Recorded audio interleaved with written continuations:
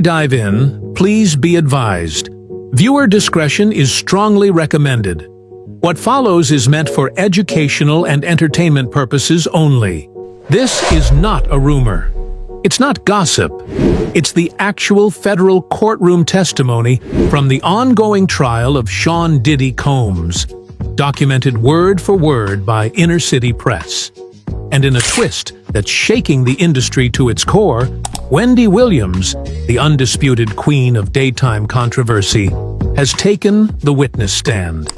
Yes, that Wendy Williams. The woman they mocked, the one they tried to discredit and shut out of the game. After years of whispers, radio feuds, legal threats, and industry backlash, Wendy is finally saying it all under oath. And make no mistake, this isn't just about Diddy. Her testimony is cracking open the dark, well-guarded vault of hip-hop's ugliest secrets. From high-level NDAs to blacklisted radio hosts, from R. Kelly's scandals to Jay-Z's alleged involvement in troubling behavior, Wendy brought names, dates, documents, and receipts. This was no TV monologue. This was a courtroom bombshell, a mic drop moment with the power to rattle the entire entertainment world. What she revealed about the unspoken ties between Diddy and Jay-Z? If it holds weight, it could rip apart the foundation of modern hip-hop as we know it. When Wendy walked into that courtroom, it wasn't for ratings. It felt like the return of someone who had survived being buried alive, silenced, shamed, and erased, and was now back to set the record straight. This wasn't for applause. This wasn't for drama.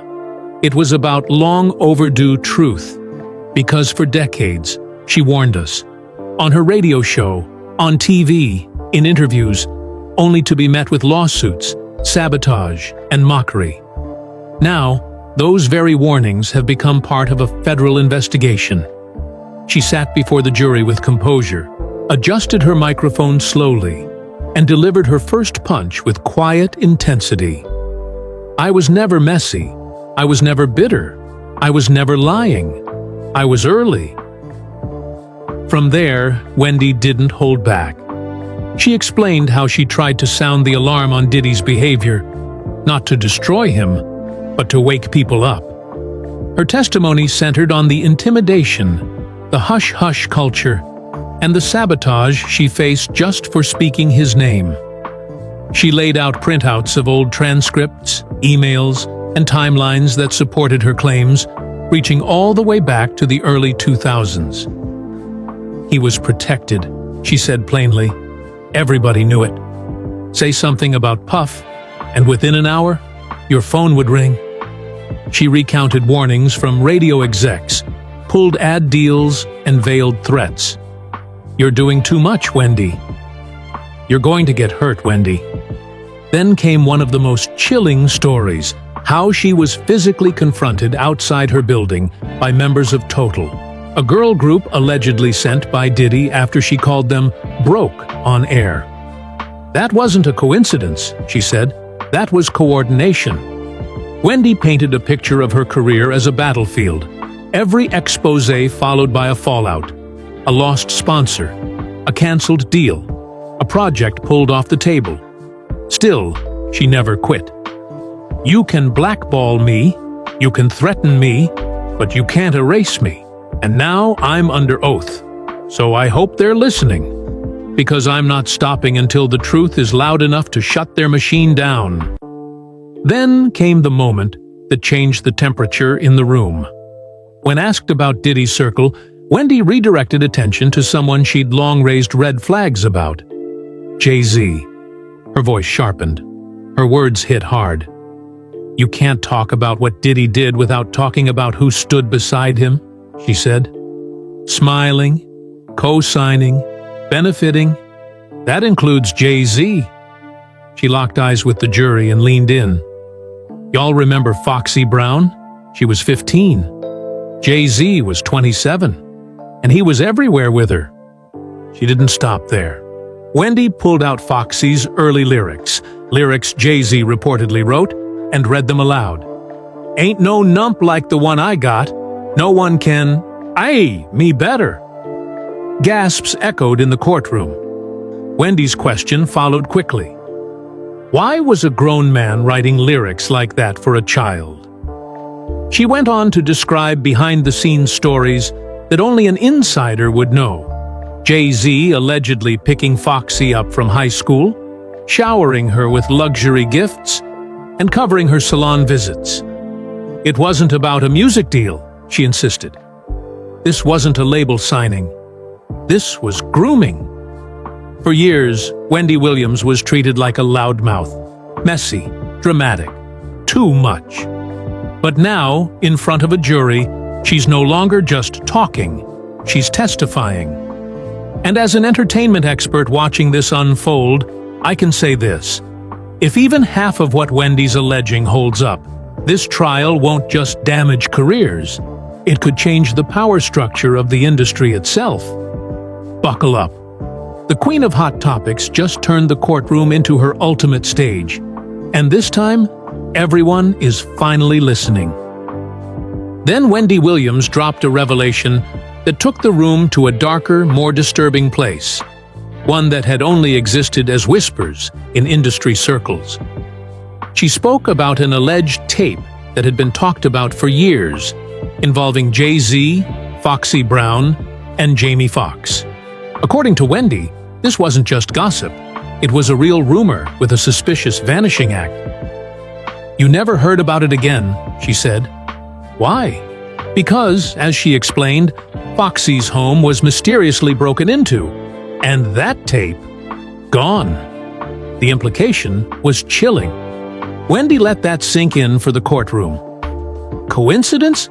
I think not, she added, her voice steady, her eyes unmoving. From her seat, she suggested that this wasn't random. It was deliberate cleanup. Wendy then told the court that soon after she questioned Jay-Z's history with underage girls on her top-rated radio show, she was fired. They called me toxic, she said. But as she looked out over the jury, she made her message clear. Now you're seeing that everything I asked was worth asking. When prosecutors pressed her for proof, she didn't blink. Wendy claimed to have call logs, emails, and names of producers who distanced themselves from her the moment she brought up Jay's name. She alleged that his team quietly reached out to insiders to make sure she'd be blacklisted. They turned me into the villain, she said, just for asking what any decent person should have asked. Then she leaned toward the jury and hit them with the truth behind her downfall. You think I lost sponsors for being messy? I lost sponsors because I was right, and they couldn't let that spread. What followed was what Wendy called the part nobody wanted to believe. This was the part that got her labeled as a loudmouth, a liar, and everything in between. She testified, plainly and firmly. I was the first to say it. Those weren't parties. They were operations. She was referring to what the indictment now calls freak-offs, private events allegedly hosted by Diddy, which had long been rumored in hip-hop but never fully investigated. Wendy said she first heard about them in the late 90s, when Bad Boy Records was at the top of its game. These weren't house parties with music and drinks. These were highly controlled environments. Phones were taken at the door. Guests signed NDAs. There were candle escorts, cameras. People were assigned to rooms, she explained. It was a ritual. Wendy also referenced Karine Superhead Steffens, the controversial video vixen and author who once described one of these parties on Wendy's radio show. She didn't lie, Wendy insisted. She told us how Diddy invited her to a party and asked for male involvement. She talked about his paranoia, his drug use, the bizarre rules. She said he was terrified she'd expose him. Wendy made sure the world heard that interview. I played it again and again, she said, because the truth was too heavy to let it pass. And Wendy wasn't done. She testified that she had spoken privately with multiple people, men and women, who had attended these parties and left deeply shaken. According to her, guests were instructed on everything: who to touch, what to wear, even which room to enter. They didn't just party, she said. They were directed. Then she said something that brought visible tension to the room. She had personally spoken to 3 individuals who said they needed IV bags to recover from these parties. Medical assistants, she claimed, were on standby. This wasn't wild nightlife. It was something far more organized and far more disturbing. To back it up, Wendy handed the court a list. No real names, just pseudonyms of the people who had shared their stories with her privately. And as the prosecution cross-checked those accounts, they matched what others like Cassie Ventura and Gene Deal had also described in their own statements. It wasn't just stories anymore, it was corroboration. Then Wendy said something that jolted even the most skeptical courtroom observers. The baby oil. I said it on air as a joke, but it wasn't funny. They really found over 1,000 bottles, just like I said. You know why I knew? Because people told me, and I was the only one willing to say it. She sat back, looked straight at Diddy, and delivered the line that hung in the air like smoke. All these years later, and we're finally here. Now it's not gossip, it's evidence. As the room sat in stunned silence, Wendy turned her focus to someone she had fiercely defended over the years: Cassie Ventura. Her voice softened, but her words carried weight. I said it back then, she told the jury. Y'all were mesmerized by the diamonds, the music videos, the red carpets.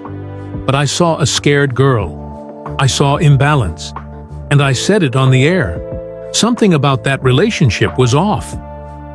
According to Wendy, she had started warning her audience as early as 2008. Cassie was 19. Diddy, nearly 40. That's not love, Wendy said. That's leverage. She explained how Diddy's wealth, power, and industry clout created a world Cassie couldn't easily escape. She didn't need a boyfriend, Wendy said firmly. She needed a bodyguard. Then she reminded everyone of a clip she once aired, where Cassie visibly flinched during an interview when Diddy raised his voice. People said she was just nervous, Wendy said. But I knew. That wasn't nerves, that was trauma. And no one listened. Finally, the prosecution submitted a timeline of Wendy's radio broadcasts as official evidence, episodes that matched the very allegations Cassie would later make in her lawsuit. From the stand, Wendy sat composed, unwavering. And in that moment, it was clear. She wasn't just a host. She had become a key witness in what might be the biggest reckoning the entertainment industry has ever seen. Wendy Williams didn't mince words when she described how deeply Sean "Diddy" Combs controlled Cassie Ventura's life. From what she was told, he allegedly had access to Cassie's phones, would show up at hotels without warning, and even used hotel staff to unlock her doors. And when I said that out loud, Wendy told the court, my sponsors pulled the plug. Her voice was calm, but the implication was explosive. Speaking truth about a music mogul like Diddy came with real-world consequences. She then pointed to a 2018 incident, widely reported at the time, when Cassie allegedly ended things with Diddy after he forced his way into her home. That wasn't the first time, Wendy testified. She made it clear, when someone like Diddy wants control, they don't ask for permission. They expect the world to bend to their will.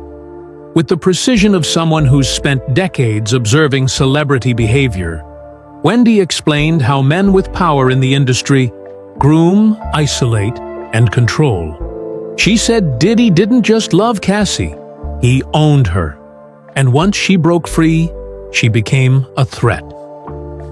When a woman like that finally breaks the chain, Wendy said, she stops being a muse and starts being a liability. She reminded the court that she had spoken publicly about all this years ago. Everything in that lawsuit, I saw the signs. I said it publicly.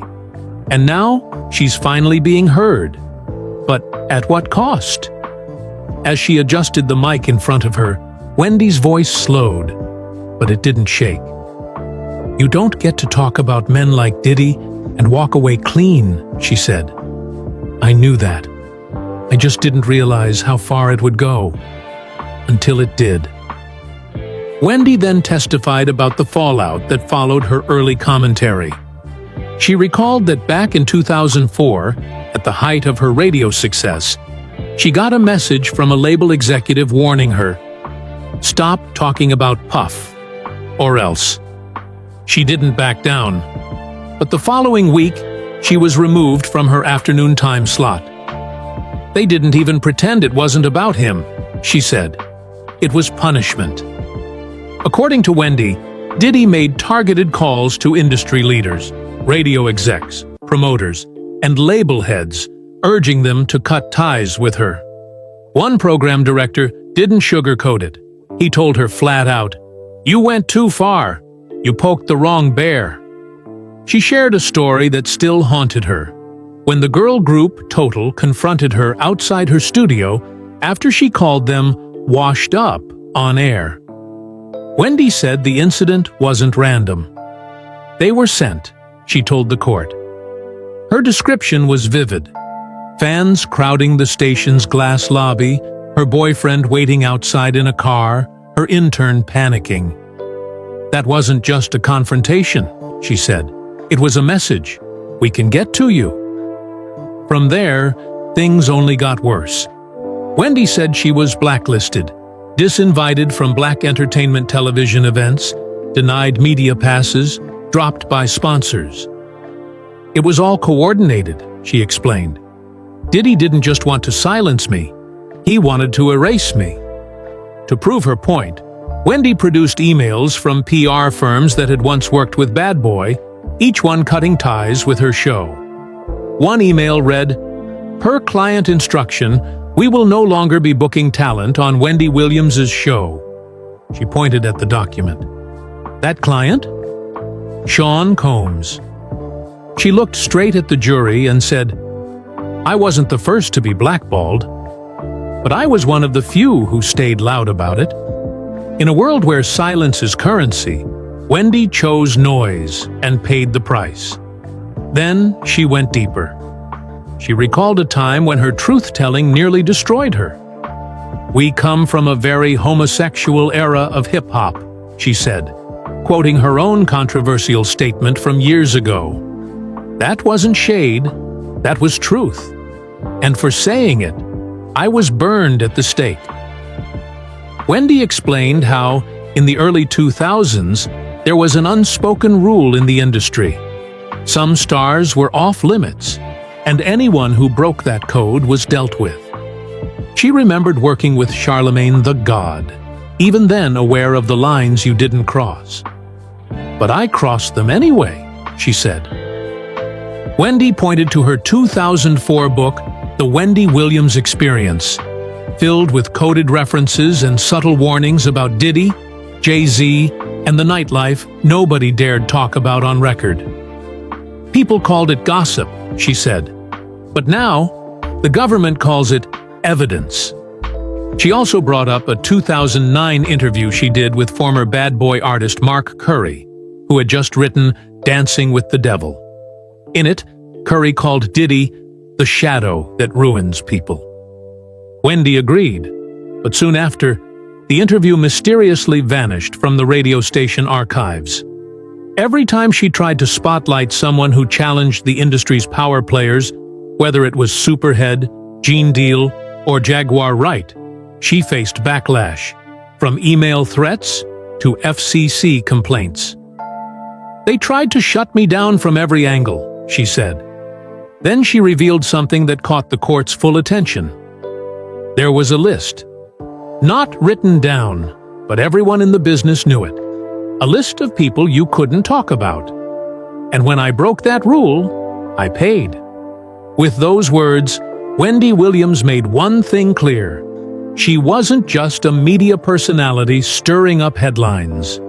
She had been a lone voice in an industry where silence was survival. And for years, she said what no one else would. Now, finally, the world was starting to catch up. Wendy Williams testified that her iconic Hot Topics segments were constantly under fire, flagged for content reviews, triggering threats from talent representatives, and drawing quiet warnings from network executives who didn't want her stirring up trouble. She said producers were being leaned on, and powerful voices behind the scenes told her, off the record, to back off. They said I was going to mess it all up, for them, for the station, and for myself, Wendy recalled. But she paused, then made a chilling observation. Now, it's all messed up anyway, because the truth is out. Her voice dropped lower, heavy with meaning. This trial isn't the start of something. It's the end of a cover-up that's been hiding in plain sight. And I need the jury to understand. I've been ringing the alarm for 2 decades. It's just now that everyone's finally listening. As she looked across the courtroom, Wendy's energy shifted. Her tone sharpened, her focus narrowed. "You think this is just about Diddy?" she asked, locking eyes with the jury. "You're wrong. This was bigger," she said. "This was about an entire system that shielded him. A system that included some of the most untouchable names in entertainment. Tyler Perry, Oprah Winfrey." The courtroom went still. The prosecution asked her to elaborate, and Wendy didn't hold back. She laid it out like an industry insider who's lived the blacklist and knows the unspoken rules. "There's a list in Hollywood," she said. "Not one you'll ever read, but it's real. A list of people you do not challenge. And if you do, you vanish." Wendy revisited what happened after some of her most explosive radio moments, when she aired out stories about Diddy's alleged manipulations, wild parties, and industry power plays. But it wasn't just about Diddy. She claimed that after publicly criticizing Tyler Perry and falling out with the Precious film team, which both Perry and Oprah backed, she became persona non grata. "I had real sources," she said. "Producers, agents, people who told me directly, 'Wendy, your name is being passed around. You're being called unstable. They don't want you near certain topics.'"